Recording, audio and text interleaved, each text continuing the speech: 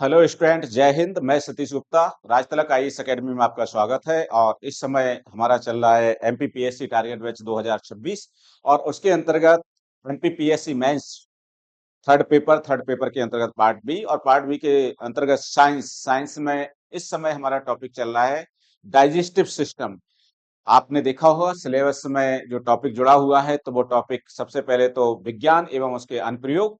उसके बाद आप देखेंगे सूक्ष्म जीव एवं जैविक कृषि के बाद सेल बायोलॉजी यानी कि कोश का विज्ञान, उससे संबंधित टॉपिक जुड़ा हुआ है। और फिर टॉपिक जुड़ा हुआ है आपका जो संतुलित आहार है, हीनताजन रोग हैं, विटामिन हैं और शारीरिक अंग संरचना के अंतर्गत जो हमारे मानव के सिस्टम है यानी कि तंत्र है, वो अलग अलग तरीके से काम करते हैं, जैसे पाचन तंत्र है, उत्सर्जन तंत्र है, श्वसन तंत्र है। तो आज के टॉपिक में हम शुरू करने जा रहे हैं पाचन तंत्र, जिसको हम कहते हैं डाइजेस्टिव सिस्टम। तो डाइजेस्टिव सिस्टम की बात करें तो इस तरीके से क्वेश्चन आ सकता है, जैसे आप देख रहे हैं कि पाचन क्रिया की कारकी को विस्तार से समझाइए कि पाचन होता कैसे है, किस तरीके से क्रिया होती है। तो पाचन को हम दो स्वरूपों में देखते हैं। एक यांत्रिक पाचन यानी कि जिसको हम कह सकते हैं मैकेनिकल डाइजेशन, और दूसरा होता है रासायनिक पाचन यानी कि जिसको हम कहते हैं केमिकल डाइजेशन। तो इस प्रक्रम को समझते हैं। अगर ऐसा क्वेश्चन आ जाता है कि पाचन से आप क्या समझते हैं और पाचन के संदर्भ में जानकारी दीजिए, इस तरीके से किसी तरीके का क्वेश्चन आपसे पूछा जाता है, तो आवश्यक हो जाता है कि उस तरीके से हम उसके बारे में डिस्कस करें। तो पाचन वह प्रक्रम है जिसके द्वारा भोज्य पदार्थ भौतिक और रासायनिक रूप से परिवर्तित होकर सरल स्वांगीकरणी रूप में हिरासित हो जाते हैं। ठीक है। तो पाचन से आशय ये है कि जो हम भोजन लेते हैं, भोजन के रूप में जैसे हम देखें रोटी खा रहे हैं, चावल खा रहे हैं, सब्जियां ले रहे हैं, ठीक है, और इसके साथ ही फल फ्रूट वगैरह ले रहे हैं, तो ये अपने आप में बड़े भोज्य पदार्थ होते हैं। तो इनको छोटे छोटे पदार्थों में तोड़ने का या उसका सरलीकरण करने की प्रक्रिया को पाचन कहते हैं। और ये दोनों तरीके से होता है, एक यांत्रिक पाचन और दूसरा रासायनिक पाचन। यांत्रिक पाचन की बात करें, जैसे आपने भोजन लिया और मुख में उसको दांतों से चबाया, तो दांतों से चबा करके हम क्या करते हैं, उनके छोटे छोटे टुकड़े तोड़ते हैं, छोटे छोटे टुकड़े में उसको तोड़ते हैं। ठीक है। जिसमें जो हमारी जिब्बिया होती है, जीभ होती है, उसमें टेस्ट बड होते हैं। तो जैसे मान के चलिए आप खट्टा पदार्थ ले रहे, तो खट्टा जो उससे संबंधित बड्स हैं, टेस्ट बड हैं, स्वाद करका हैं, वो आपको रसास्वादन देती हैं। इसी तरीके से तीखा है या कसैला है या मिर्चीनुमा है, उस तरीके से नमकीन है या कड़वा है, उस तरीके का स्वाद देती हैं। और यांत्रिक प्रक्रिया के अंतर्गत दांतों से उसको चबा चबा करके, इसके साथ जो लार होती है जिसको हम सलाइवरी ग्लैंड कहते हैं, सलाइवरी ग्लैंड में भी कुछ पाचक एंजाइम होते हैं। तो हमारा जो पाचन क्रिया है वो मुख से ही शुरू हो जाता है, और मुख से दोनों स्वरूपों में शुरू हो जाता है। यांत्रिक तरीके से क्योंकि हम दांतों से छोटे छोटे टुकड़ों में तोड़ रहे हैं, और साथ में उसमें जो सलाइवरी ग्लैंड द्वारा जो सलाइवा जिसको हम लार रस कहते हैं, उसका जो सीक्रेशन होता है, तीन हमारे मुख में तीन जोड़ियां सलाइवरी ग्लैंड होती हैं, तो उनके माध्यम से पाचक रस सीक्रेट किया जाता है, जैसे टाइलिन है और भी एंजाइम उसके सीक्रेट किए जाते हैं, तो वो पाचन को पचाने का काम भी करते हैं। ठीक है। तो यांत्रिक रासायनिक दोनों तरीके का पाचन शुरू हो जाता है मुख से ही। ठीक है। तो यहाँ पर वही लिखा है कि पाचन वह प्रक्रम है जिसके द्वारा भोज्य पदार्थों को भौतिक एवं रासायनिक फिजिकली यानी कि जैसे हम दांतों से छोटे छोटे टुकड़ों में तोड़ रहे हैं, ये फिजिकली हो रहा है, यांत्रिक हो रहा है। रासायनिक जब उसमें एंजाइम मिलते हैं और वो उसका पाचन करते हैं, उसको छोटे छोटे अणुओं में तोड़ते हैं या छोटे छोटे अणुओं में उसको वो करते हैं, ऑब्जर्व करते हैं, तो उस तरीके की प्रक्रिया स्वांगीकरण कहलाती है। स्वांगीकरण यानी कि जो छोटे-छोटे तत्व, जैसे हमने कार्बोहाइड्रेट लिया, कार्बोहाइड्रेट रोटी के रूप में लिया, अब रोटी के रूप में गैलेक्टोज के रूप में, अब उसको 2 भाग में टूट गया, तो वो कहना चाहिए ग्लूकोज बन गया, वो हमारी एनर्जी के लिए मतलब हमारे शरीर के लिए एनर्जी प्रदान करेगा। तो इस तरीके का पाचन कहलाता है। तो यांत्रिक पाचन, पाचन की इस प्रक्रम में प्रावस्था में क्या होता है, पाचक रसों द्वारा भोजन द्वारा द्रवण होता है। मतलब जैसे आपने देखा हो कोई ड्राई फूड ले रहे हैं आप, ठीक है, जैसे सूखा खा रहे हैं, जैसे आपने देखा हो बिस्किट खा रहे हैं, बिस्किट खा रहे हैं अपने आप में ड्राई है, तो बिस्किट खाते समय आपने देखा हो रूखापन टाइप का लगता है, तो उसमें जो लार होती है, हमारी सलाइवा होती है, जो लार ग्रंथियों द्वारा सीक्रेट होती है, वो उसको कैसा करता है, चिकना करता है, उसको नमी टाइप का करता है, उसको सॉलिड से सेमी सॉलिड और लिक्विड टाइप का बनाने का काम करते हैं।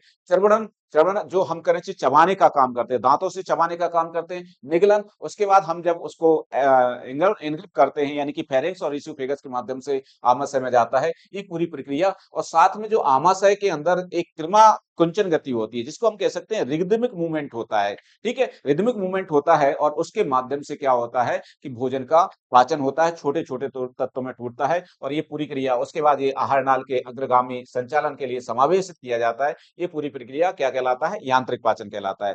रासायनिक पाचन की बात करें तो रासायनिक पाचन आहार नाल के विभिन्न स्तरों पर भोजन के संपर्क में आने वाले पाचक रसों, ठीक है? पाचक रस जैसे मैंने कहा कि एक जो एंजाइम होता है, जो लार ग्रंथि में ही पाया जाता है, जिसका नाम होता है टायलिन। टायलिन की बात करें तो टायलिन जो एंजाइम पाया जाता है, आपने देखा होगा कि यहाँ से ही हमारी मुख गुहा से ही हमारा पाचन शुरू हो जाता है। लार जब मिलती है तो उसमें ये पाचक रस भी मिलता है और पाचक रस के रूप में ये एंजाइम मिलता है, तो पाचन की क्रिया वहां से शुरू हो जाती है। उसके बाद जैसे ही हमारे शरीर में पहुंचता है, जहां पैंक्रियाज मिलता है, तो वहां पर ट्रिप्सिन, एमाइलेज और लाइपेज ये एंजाइम सीक्रेट होते हैं। तो एमाइलेज कार्बोहाइड्रेट को छोटे अणुओं में तोड़ता है, ट्रिप्सिन प्रोटीन को एमिनो एसिड्स में तोड़ता है और लाइपेज की बात करें तो वो फैट्स को यानी कि वसा को फैटी एसिड्स और ग्लिसरॉल में तोड़ने का काम करता है। तो ये पाचक रसों में जो एंजाइम पाए जाते हैं उसके माध्यम से क्रिया होती है, ये पूरा रासायनिक पाचन कहलाता है। तो आहार नाल के विभिन्न स्तरों में जैसे आमाशय में गया, फिर उसके बाद छोटी आंत में जाता है, ठीक है? तो उनके विभिन्न स्तरों में ये पाचक रसों में उपस्थित रासायनिक पदार्थों के अंतर्गत एंजाइम द्वारा प्रभावित होता है। ये एंजाइम प्राकृतिक प्रोटीन के एमिनो एसिड्स अम्लों में, स्टार्च को मोनोसैकेराइड में और वसाओं को ग्लिसरॉल और फैटी एसिड में जल अपघटन को उत्प्रेरित करते हैं, ठीक है? तो हाइड्रोलाइसिस की क्रिया करते हैं, छोटे-छोटे अणुओं में तोड़ते हैं, ठीक है? इस तरीके से करते हैं।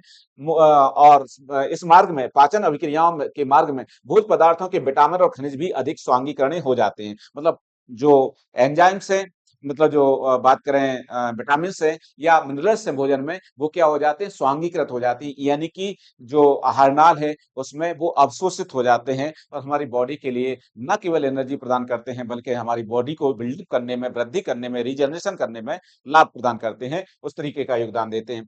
बात करते हैं कि मानव शरीर में जो आहार नाल है, उससे संबंधित विभिन्न भाग और उनसे संबंधित पाचक रस स्रावित कौन-कौन से स्रावित रस कौन-कौन से हैं, तो उसके संदर्भ में चर्चा करते हैं। तो आप देखेंगे ये पूरा मानव की आहार नाल का पूरा सचित्रण है। पाचक अंग, पाचक रस कौन-कौन से किसको वो करते हैं, उस तरीके से इसमें क्या नीचे लिखा हुआ है। तो हमारे पाचन अंगों की बात करें तो मुख्यतः 10 हैं, ठीक है? जिनके बारे में हम डिस्कस कर सकते हैं कि किस तरीके से ये काम करते हैं, ठीक है? तो कौन क्या सीक्रेशन करता है, आगे इसको डिटेल में भी पढ़ेंगे, क्योंकि ये इंपॉर्टेंट है प्रीलिम्स के दृष्टिकोण से और मेंस के दोनों के दृष्टिकोण से। तो सबसे पहली बात करते हैं मुख, ठीक है? तो ये मुख है यानी कि माउथ पार्ट है। माउथ पार्ट में आप देखेंगे कि माउथ पार्ट में 32 दांत लगे रहते हैं और 32 दांत अलग-अलग प्रकार के होते हैं, इंसाइजर, कैनाइन, प्रीमोलर और मोलर, और सभी का चारों का अलग-अलग तरीके से काम होता है। तो ये क्या करते हैं, जैसे ही हमने भोजन इनगप किया, भोजन मुख में लिया, भोजन मुख में लेने के बाद ये उसको छोटे-छोटे पदार्थों में तोड़ने का काम करते हैं, छोटे-छोटे भोज्य कणों में तोड़ने का काम करते हैं और मुख गुहा में ही पाचक रस सीक्रेट हो जाता है। तो पाचक रस कहाँ से सीक्रेट हो जा रहा है? तो आप देखें ये सलाइवरी ग्लैंड है, ठीक है? इसके माध्यम से एक सलाइवरी ग्लैंड ये है, एक सलाइवरी ग्लैंड ये है, तो इनके माध्यम से लगातार पाचक रस के रूप में सलाइवरी रस सीक्रेशन होता है, जिसको हम कहते हैं सलाइवा, या इसको हम कहते हैं लार रस। तो लार रस में भी टाइलिन एंजाइम होता है। टाइलिन एंजाइम मिलता है, वो कार्बोहाइड्रेट को छोटे अणुओं में तोड़ने का काम करता है और उसमें मेन रूप से काम करता है वो कार्बोहाइड्रेट को छोटे अणुओं में तोड़ने का। तो पाचक रस से ही शुरू हो जाता है, जैसे ही मुख गुहा में गया तो लार रस ही काम करता है। मुख गुहा यानी कि बक्कल कैविटी, आप देखें ये लिखा हुआ मुख गुहा, बक्कल कैविटी, ठीक है? ग्रसनी, ग्रसनी की बात करें तो जो ग्रसनी नाम आ रहा है, ये वाली जो नलिका है, इसको ग्रसनी कहा जाता है, ठीक है? ग्रसनी, इसको सामान्य भाषा में हम क्या कहते हैं, इसको फेरिंक्स कहते हैं। तो जहां हमारा वोकल कॉर्ड्स होता है, उस एरिया को क्या कहते हैं, ग्रसनी कहते हैं, यानी कि फेरिंक्स कहते हैं। वहां पर एक एपिग्लोटिस द्वार होता है। एपिग्लोटिस द्वार क्या करता है, इसको घंटी द्वार भी कहा जाता है हिंदी में। ये काम करता है कि जब हम सांस लेते हैं तो वो नासा द्वार को खुले रखता है और एयर अंदर जाती है, लंग्स में जाती है, लेकिन जब हम भोजन करते हैं तो ऊपर चिपक जाता है, ताकि भोजन का भोज्य पदार्थ है वो नाक में ना जा सके या नासा द्वार में नहीं जा सके। कई बार आपने देखा होगा कि जब हम भोजन कर रहे होते हैं या पानी पी रहे होते हैं, उसी समय अगर हंसी आ जाती है तो कई बार पानी मुंह से नाक में चला जाता है, क्योंकि हंसी आने से आप क्या कर रहे हैं, एयर ले रहे हैं पानी के साथ, और ऐसी स्थिति में वो खुल जाता है और ऐसी स्थिति में नाक में पानी चला जाता है, कई बार नाक से पानी आ जाता है। तो यही कारण होता है। तो ये एपिग्लोटिस होता है। और होता ये है कि भोजन जब हमने लिया, चबाया इसको दांतों से, चबाने के बाद इसमें पेस्टिंग हुई किसकी, सलाइवरी ग्लैंड के माध्यम से सलाइवा की, और फिर वो लसलसा हो गया, बोलस टाइप का हो गया, चिकना हो गया, फिर फेरिंक्स के माध्यम से बॉडी के अंदर जाता है। तो फेरिंक्स एक नलिका है जिसके माध्यम से ये जाता है। दूसरा इसमें म्यूकस के माध्यम से चिकनी होती है। उसके बाद बात करें तो ग्रसनी, ग्रसनी जिसको इंग्लिश में कहा जाता है फेरिंक्स, ठीक है? तो इसको कहा जाता है इंग्लिश में क्या? फेरिंक्स कहा जाता है। तो इस तरीके से फेरिंक्स रहता है। उसके बाद ये जो नलिका है इसको कहा जाता है ग्रासनाल, ग्रासनाल यानी कि इसको कहा जाता है क्या? ईसोफेगस कहा जाता है। अगर हम बात करें इंग्लिश में तो इंग्लिश में इसको क्या कहा जाता है? ईसोफेगस कहा जाता है। तो ये ग्रसनी हो गई, ये ग्रसका हो गई यानी कि ईसोफेगस हो गया। ईसोफेगस हो गया, इसके बारे में बता दूं आपको कि ईसोफेगस के बाद सीधा कहां पहुंचता है? हमारा जो भोजन पहुंचता है वो पहुंचता है स्टोमक में। स्टोमक यानी कि आमाशय में, यानी कि आमाशय यानी कि ये वाला पार्ट, ये आप जो देख रहे हैं ये क्या है? ये है आमाशय। आमाशय को स्टोमक कहा जाता है इंग्लिश में। और हमारे मानव शरीर में आमाशय के 3 पार्ट होते हैं जिनके नाम होते हैं, बात करें तो पाइलोरिक, खंडिक और एक और होता है। इसी तरीके से करें, इसके 3 नाम होते हैं। लेकिन जुगाली करने वाले जो जानवर होते हैं जैसे गाय है, भैंस है, और बात करें और भी जीव हैं, तो ये जो जुगाली करने वाले जो जानवर होते हैं उनमें 4 होते हैं। 4 कक्षी होता है कक्ष। आमाशय की बात करें और हमारे होते हैं, बात करें तो 3 होते हैं, कार्डियक, पाइलोरिक और खंडिक। इस तरीके से 3 आमाशय के पार्ट होते हैं और इनके माध्यम से इससे क्या होता है? आमाशयी रस सीक्रेट होता है। आमाशयी रस को हम इंग्लिश में क्या कहते हैं? गैस्ट्रिक जूस कहते हैं। गैस्ट्रिक जूस काफी हार्ड होता है और ये एसिडिक कंडीशन का होता है। अगर इसकी उसकी बात करें, जो पाचक रस यानी कि गैस्ट्रिक जूस की बात करें, इसके पीएच की बात करें तो लगभग 1.5 का होता है। 1.5 का होता है यानी कि ये काफी तीव्र अम्लीय होता है और ये भोजन को छोटे-छोटे अणुओं में तोड़ने का काम करता है। मेन पाचन की क्रिया के लिए ये सीक्रेट होता है पाचक रस, ठीक है? उसके बाद आप देख रहे हैं ये जो पत्ती-नुमा संरचना दिख रही है, जो बीच में दिख रही है, इसको कहा जाता है क्या? इसको कहा जाता है अग्नाशय। इसको इंग्लिश में कहा जाता है पैंक्रियाज। तो पैंक्रियाज जुड़ा रहता है जहां आंत और आमाशय जुड़ते हैं, वहां पर पैंक्रियाटिक डक्ट के माध्यम से जुड़ा रहता है और इसके माध्यम से भी ट्रिप्सिन, एमाइलेज और लाइपेज ये एंजाइम सीक्रेट होते हैं। एमाइलेज कार्बोहाइड्रेट को छोटे अणुओं में तोड़ने का काम करता है, ट्रिप्सिन प्रोटीन को अमीनो एसिड में तोड़ने का काम करता है और लाइपेज इसको तोड़ने का काम करता है फैटी एसिड्स और ग्लिसरॉल में। तो इस तरीके के तोड़ने का काम करता है। फिर ये जो भोजन है वो कहां पर पहुंचता है? भोजन पहुंचता है छोटी आंत में, जिसको हम कहते हैं स्मॉल इंटेस्टाइन। और भोजन का सबसे ज्यादा पाचन होता है वो स्मॉल इंटेस्टाइन में होता है। हालांकि इसका नाम छोटी आंत है लेकिन ये काफी लंबी होती है। अगर मानव की बात करें तो मानव में 5 से 7 मीटर की ये लंबी होती है। आप देख रहे हैं ये पूरा कहने से क्या है? ये आंत है। इसको कहा जाता है छोटी आंत। इसको क्या कहा जाता है? छोटी आंत कहा जाता है, स्मॉल इंटेस्टाइन कहा जाता है। इसके भी 3 पार्ट होते हैं। जहां ये आमाशय से छोटी आंत जुड़ती है वहां पर ड्यूडेनम कहा जाता है, ठीक है? इसको हिंदी में प्रक्वाशय भी कहा जाता है। उसके बाद जेजुनम होता है और फिर आखिरी पार्ट होता है इलियम। और इलियम जहां आखिरी पार्ट होता है वहां पर ही ये बड़ी आंत से जुड़ती है। बड़ी आंत की ज्यादा लंबाई नहीं होती, उसका डायामीटर बड़ा होता है, उसका व्यास बड़ा होता है, वो लगभग 1.5 फुट की होती है। लेकिन सबसे छोटी आंत सबसे लंबी होती है, 5 से 7 मीटर तक की इसकी लंबाई होती है, ठीक है? तो जहां पर ये जुड़ती है यहाँ पर इलियम कहा जाता है। एक आप देख रहे हैं छोटी सी संरचना जिसको कहा जाता है कृमि रूप परसेस का, इसका नाम है इंग्लिश में देखा जाए तो आप इसको कहा जाता है बर्नीफॉर्म अपेंडिक्स। बर्नीफॉर्म अपेंडिक्स की बात करें तो जब मानव आदि मानव था, पेड़ पत्तियां खाता था, तो इसमें सेलुलोज का पाचन होता था। लेकिन आज की डेट में हमारा भोजन का परिवर्तन हो गया, हम सर्वाहारी हो गए और अब इस टाइप की चीजें नहीं खाते हैं तो सेलुलोज का पाचन भी नहीं होता है। तो ये बंद रहता है, जनरली बंद रहता है। लेकिन कुछ लोगों का ये चूंकि कमर वाले एरिया में होता है जहां हम कमर बेल्ट लगाते हैं वहां होता है। लेकिन कुछ लोगों का आदत होती है कि टाइट कपड़े पहनना कमर में, या कमर में टाइट बेल्ट लगाना, या हाफसी नेचर के रूप में ज्यादा खाना। तो ऐसी प्रेशर में क्या होता है, कई बार वो कपाट खुल जाता है बर्नीफॉर्म अपेंडिक्स का, यानी कि जिसको हम कहते हैं कृमि रोग परसेस का हिंदी में। तो इसका कपाट खुल जाता है, उसमें भोजन चला जाता है। क्योंकि भोजन का पाचन तो होता नहीं तो सड़ जाता है, उसमें गल जाता है, सूजन हो जाती है, असहनीय दर्द होता है और इस बीमारी को कहा जाता है अपेंडिसाइटिस। फिर डॉक्टर इसका चेकअप करता है, सोनोग्राफी करता है और शल्य चिकित्सा द्वारा यानी कि ऑपरेशन के माध्यम से इसको निकाल दिया जाता है। तो ये कृमि रोग परसेस का अवशेषीय अंग के रूप में यानी कि वेस्टिजियल ऑर्गन्स के रूप में हमारे मानव शरीर में पाया जाता है। आदि मानव के समय इसका इस्तेमाल होता था, आज की डेट में नहीं होता है। फिर यहाँ पर जो छोटी आंत बड़ी आंत से जुड़ रही है, तो मेन पाचन जो होता है हमारा छोटी आंत में होता है। उसके बाद भोजन बड़ी आंत में पहुंचता है, तो बड़ी आंत में थोड़ा बहुत ही पाचन होता है। मेन रूप से जल का सबसे ज्यादा अवशोषण इसी में होता है, तो ये जल का अवशोषण होता है इसमें और इस तरीके से ये बड़ी आंत पाई जाती है। बाद में जो पचा हुआ भोजन है उसका स्वांगीकरण हो जाता है, जिसकी जो सतह होती है उसके माध्यम से उसको अवशोषित कर लिया जाता है। जैसे ग्लूकोज का एमिनो एसिड्स के रूप में, फैटी एसिड्स के रूप में, और हमारे लिए एनर्जी प्रदान किया जाता है। ठीक है, कोष का फॉर्मेशन में इस्तेमाल होता है, एनर्जी के लिए, वर्किंग के लिए एनर्जी मिलती है। तो इस तरीके से काम होता है। बाद में जो अपशिष्ट भोजन का अपशिष्ट पदार्थ बनता है, ये कहाँ, ये यहाँ पर मलाशय में इकट्ठा हो जाता है यहाँ पर, जिसको रेक्टम कहा जाता है, और एनस यानी कि गुदा द्वार के द्वारा बाहर निकाल दिया जाता है। तो ये पाचन अंग है। पाचक रस कौन से क्या सीक्रेट होता है, तो मुखवास से लार ग्रस होता है। ग्रसनी और ग्रसनाल से कुछ भी सीक्रेट नहीं होता है, इसमें पाचन नहीं होता है। ये तो केवल एक कनेक्टिविटी है जो आपको कल कैविटी से आमाशय तक भोजन को पहुंचाती है। आमाशय से जठर रस, जिसको हम गैस्ट्रिक जूस कहते हैं, या हम इसको आमाशयी रस कहते हैं, यकृत के माध्यम से पित्त रस, जिसको हम बाइल जूस कहते हैं। आप देखेंगे ये आप दिख रहा है, ये कहना चाहिए लिवर है, और लिवर में ये बाइल जूस, ये पित्ताशय है जहां में पित्त बनता है, और बाइल डक्ट के माध्यम से ये इसमें जुड़ता है। तो ये इमल्सिफिकेशन करता है। ठीक है, इस तरीके का काम करता है। अग्नाशयी से अग्नाशयी रस सीक्रेट होता है। तो इससे न केवल हार्मोन सीक्रेट होते हैं अग्नाशय से, जिसको हम पैंक्रियाज कहते हैं, बल्कि इससे एंजाइम भी सीक्रेट होते हैं। तो इसीलिए इसको मिश्रित ग्रंथि भी कहा जाता है। सबसे बड़ी नलिका युक्त ग्रंथि होती है वो लिवर होती है हमारे शरीर में। अंधस्रावी ग्रंथियों में सबसे बड़ी ग्रंथि होती है वो थायराइड ग्रंथि होती है, और मिश्रित ग्रंथि के रूप में ये पत्तीनुमा संरचना दिख रहे हैं, ये पैंक्रियाज होती है। छोटी आंत में भी आंतरीय रस निकलता है, जो सबसे ज्यादा भोजन का पाचन होता है, फिर बड़ी आंत, और फिर मलाशय। तो इस तरीके की संरचना के रूप में आपको ध्यान रखना है, और इससे संबंधित क्वेश्चन आपसे पूछे जाते रहे, चाहे प्री हो चाहे मेंस हो, यहाँ से क्वेश्चन निकल करके आपको सामने आ सकता है। तो आवश्यक होता है इसकी चर्चा करें। ठीक है, तो ये हमने एक संक्षिप्त के रूप में जाना।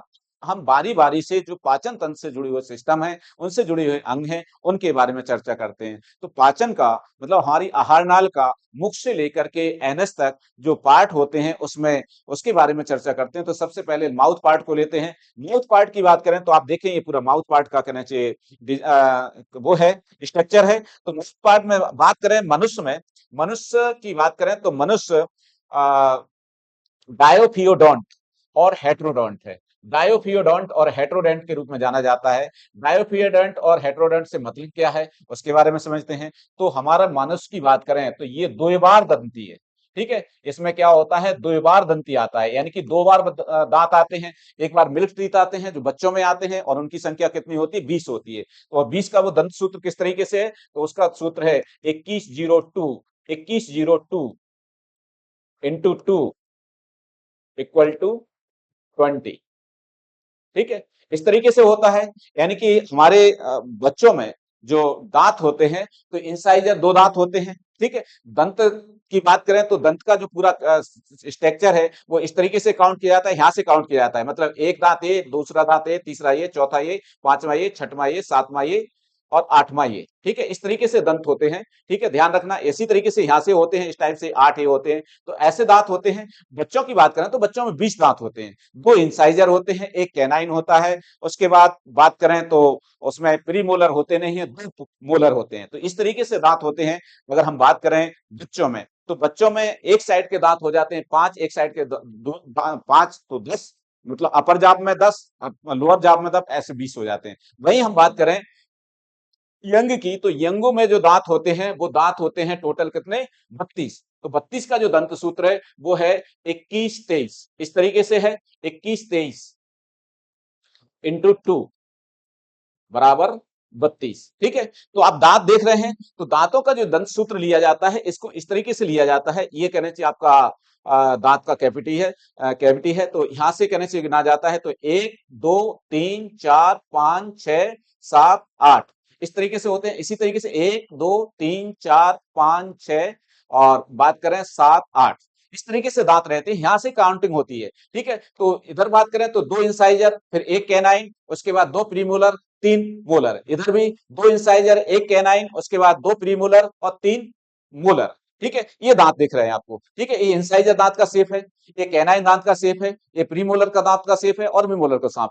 ठीक है, इंसाइजर की बात करें जो आगे के दांत होते हैं। ठीक है, जिसको हम कहते हैं, ये क्या काम करते हैं, ये कुतरने का काम करते हैं, भोजन को छोटे छोटे टुकड़ों में तोड़ने का काम करते हैं। ठीक है, उसके बाद बगल में जो दांत होता है, ये ज्यादा तीखा होता है। किसी चीज को काटना है, ठीक है, किसी चीज को उस तरीके से काटना है, तो इसके लिए इस्तेमाल किया जाता है कैनाइन दांत। ठीक है, उसके बाद होता है प्रीमोलर, यानी कि अग्रदाढ़ जो होती है, और फिर होता है मोलर। ठीक है। मोलर भी कहना चाहिए आखिरी जो दांत होता है उसको अक्लदाड़ कहा जाता है, यानी कि विजडम टीथ कहा जाता है। तो इस तरीके से आप देख रहे हैं दंत संरचना के रूप में इंसाइजर, तो आप देखेंगे कि एक जाब में अगर बात करें तो 4 होते हैं, और अगर दंत सूत्र के आधार पर देखा जाए तो 2 इधर और 2 इधर। यहां से कहना चाहिए आपको कैलकुलेशन लगाना पड़ेगा। ठीक है। तो इंसाइजर दांत होते हैं। इंसाइजर दांत की बात करें तो इंसाइजर दांत जो हाथी होता है, हाथी के जो आगे के टस्क होते हैं जिनको हम गजदंत कहते हैं, उस तरीके से जिनको हाथी दांत कहते हैं, जो देखने को दिखते हैं हमारे लिए, वो ऊपरी इंसाइजर के रूपांतरण होते हैं। वहीं आप देखेंगे जो मांसाहारी जीव जंतु होते हैं, जैसे कुत्ता है, बिल्ली है, शेर है, तो इनके कैनाइन बड़े होते हैं। आपने देखा जब एग्रेसिव कंडीशन में होते हैं तो आपको लंबे 2 दांत दिखते हैं, और वो चीर फाड़ने का काम करते हैं, क्योंकि मांसाहारी होते हैं तो कैनाइन उनके बड़े होते हैं। ठीक है। अक्लदाड़, पहले जब हमारा जो प्रोगनेथिम कंडीशन थी तो उस समय अक्लदाड़ का इस्तेमाल होता था। आज की डेट में सिर्फ हमारा ऑर्थोगेनेसिस हो गया तो उसमें अक्लदाड़ की उतनी आवश्यकता नहीं पड़ती। लेकिन ये अक्लदाड़ जब भी आता है तो ज्यादातर 20-25 साल की उम्र में आता है, और जब आता है तो काफी पेनफुल होता है। तो इसलिए उसको चूंकि 20-25 साल की उम्र में आता है, उसी समय तक लोगों में प्रीमेच्योरिटी आती है, इसलिए उसको अक्लदाड़ नाम दिया गया है। तो ये दांतों की संरचना है, इसके तरीके से हमें ध्यान रखना होगा।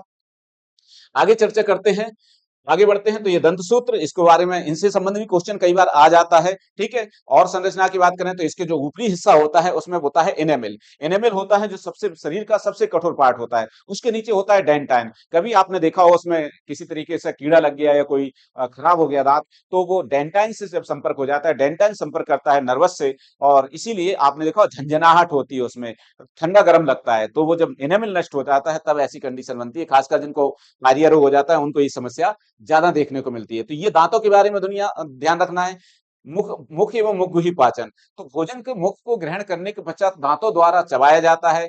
चबण की पेशियों, मतलब जो हमारी दांतों के मतलब मुख की मांसपेशियां होती हैं, उसको चबाने का काम करते हैं। जिह्वा द्वारा मुख में चलाया जाता है, तथा उसमें लार ग्रंथियों द्वारा लार मिलाया जाता है, जिसमें टाइलिन और माल्टेन एंजाइम होते हैं जो निम्न प्रकार से क्रिया करते हैं। इस प्रकार लार द्वारा भोजन नम और लसलसा किया जाता है, जो एक सॉफ्ट फूड मटेरियल बन जाता है, जिसको सामान्य भाषा में बोलस कहा जाता है। ठीक है। तो इस तरीके से पाचन के लिए तैयार हो जाता है। फिर आमाशय में पाचन होता है। इस तरीके से इसको ध्यान रखना है कि आमाशय में किस तरीके से पाचन होता है। तो भोजन ईसोफेगस के माध्यम से बोलस के रूप में आमाशय में जाता है, और इसमें गैस्ट्रिक रस और हाइड्रोक्लोरिक अम्ल मिल जाता है, और निम्न प्रकार की क्रिया करता है, जैसे एचसीएल और पेप्सिनोजन पेप्सिन की प्रक्रिया करते हैं। तो इस तरीके से ये छोटे अणुओं में तोड़ने का काम करता है। ठीक है। कृम्नाकुंचन गति द्वारा भोजन का मंथन होता है, और भोजन कैसा हो जाता है, एकदम से कहना चाहिए पेस्ट टाइप का बन जाता है। पेस्ट टाइप का बनने के बाद छोटी आंत में जाता है। छोटी आंत में जब जाता है तो भोजन ये चाइम कहलाता है।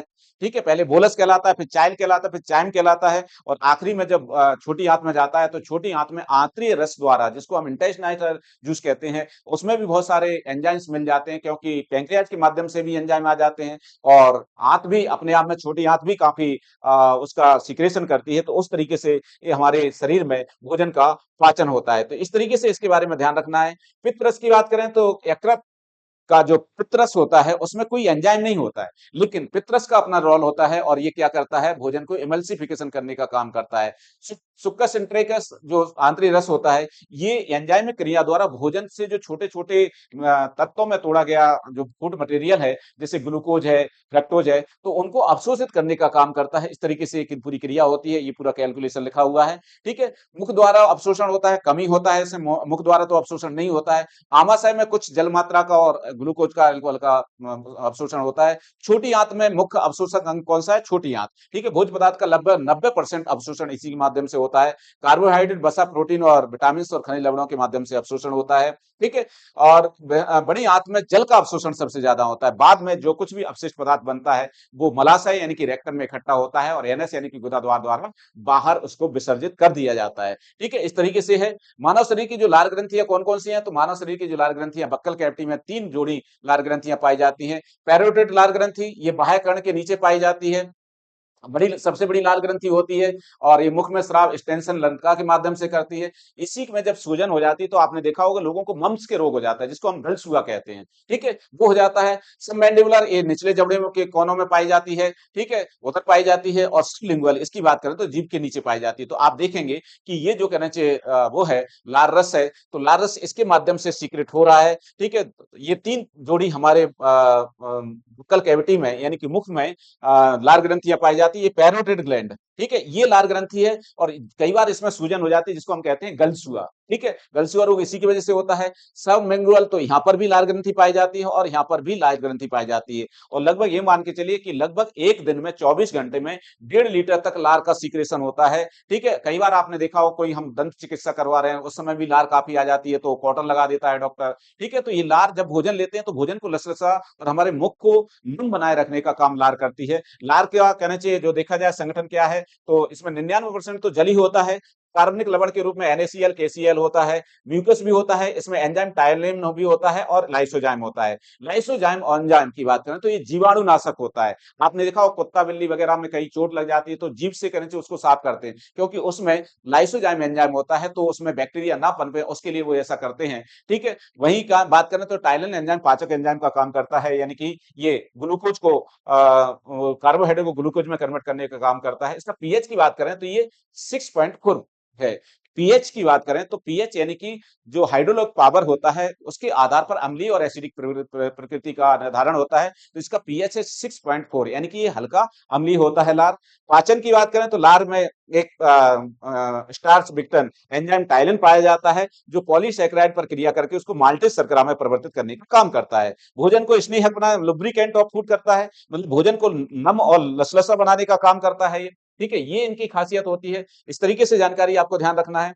इसके बाद बात करें तो मुखकुआ की रक्षण करता है, मुखकुआ को नम बनाए रखता है, अम्लीय और उत्तेजक पदार्थों को कहना चाहिए कोमल बनाए। वात एवं शोधन में लार मुख में निरंतर आर्द्र बनाए रखने के कारण जो हमारा जिह्वा का संचालन है उसकी वजह से हम सही तरीके से उच्चारण कर पाते हैं, सही तरीके से बोल पाते हैं, उसमें भी काम करता है लार। स्वाद तो लार के माध्यम से आपको पता होगा कि जो टेस्ट बड पाए जाते हैं हमारे स्वाद कलिका पाई जाती है जीभ में उसके माध्यम से हम क्या करते हैं किसी भी भोजन का रस स्वादन ले पाते हैं। प्रतिजीवाणु के रूप में काम करता है तो प्रतिजीवाणु यानी कि ये अपने आप में एंटी बैक्टीरियल है इसमें क्योंकि लार में लाइसोजाइम एंजाइम पाया जाता है जो एंटी बैक्टीरियल अगर भोजन में किसी प्रकार का जीवाणु विषाणु है तो उसको नष्ट करने के लिए भी ये काम करता है।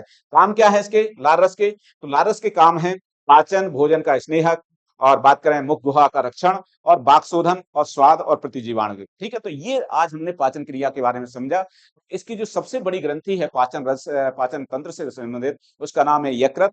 तो लिवर अपने आप में हमारे शरीर का एक महत्वपूर्ण अंग है तो लिवर के बारे में और अग्नाशय जिसको हम पैंक्रियाज कहते हैं उसके बारे में, उसकी औतकी के बारे में, उसकी अल्ट्रा स्ट्रक्चर के बारे में हम अगले लेक्चर में जानेंगे। आज हमने पाचन तंत्र के बारे में समझा, ठीक है? तो राजतलक आईएएस अकेडमी के माध्यम से ऑनलाइन इसी तरीके से मेंस की जानकारी उपलब्ध कराई जा रही है। अगर आप वाकई इस वीडियो से आपको ये अच्छा लगा, कंटेंट अच्छा लगा या समझाने का तरीका अच्छा लगा तो प्लीज इसको लाइक और शेयर करें और ज्यादा से ज्यादा बच्चों को शेयर करें। दूसरा हमारी ऑनलाइन क्लास चल रही है, ऑनलाइन क्लास चल रही है उसमें एडमिशन ले सकते हैं। तो जिस तरीके से आपको साइंस और मैथमेटिक्स समझा रहे थे उसी तरीके से दूसरे टॉपिक भी इसी तरीके से करवाए जाएंगे और न्यूनतम फीस के साथ ऑनलाइन में हम इसको शुरू किया है। तो लगभग 12,000 रुपए साल की पूरी फीस है यानी कि हम ये कह सकते हैं कि 12 महीने की 12,000 आपसे फीस ली जा रही है जिसमें प्री और मेंस दोनों का सिलेबस विद कंटेंट के साथ आपको प्रोवाइड करवाया जाएगा। अगर आप एडमिशन लेना चाहते हैं तो डिस्क्रिप्शन बॉक्स में हमारे मोबाइल नंबर उसमें दिए हुए हैं, उसमें आप कॉल कर सकते हैं। व्यक्तिगत आकर के हमारा जो संस्थान है राजतिलक आईएएस अकेडमी इंदौर में खंडवा नाका क्षेत्र में 21 एकड़ सूर्योदय नगर में है, वहां आकर के आप व्यक्तिगत तरीके से आप हमसे डिस्कस कर सकते हैं और एडमिशन ले सकते हैं। तो आज के लिए इतना ही। अगले लेक्चर में हम मानव संरचना के पाचन तंत्र से रिलेटेड सबसे बड़ी ग्रंथि जिसको हम लिवर कहते हैं, यकृत कहते हैं, उसके बारे में समझेंगे। आज के लिए इतना ही। जय हिंद।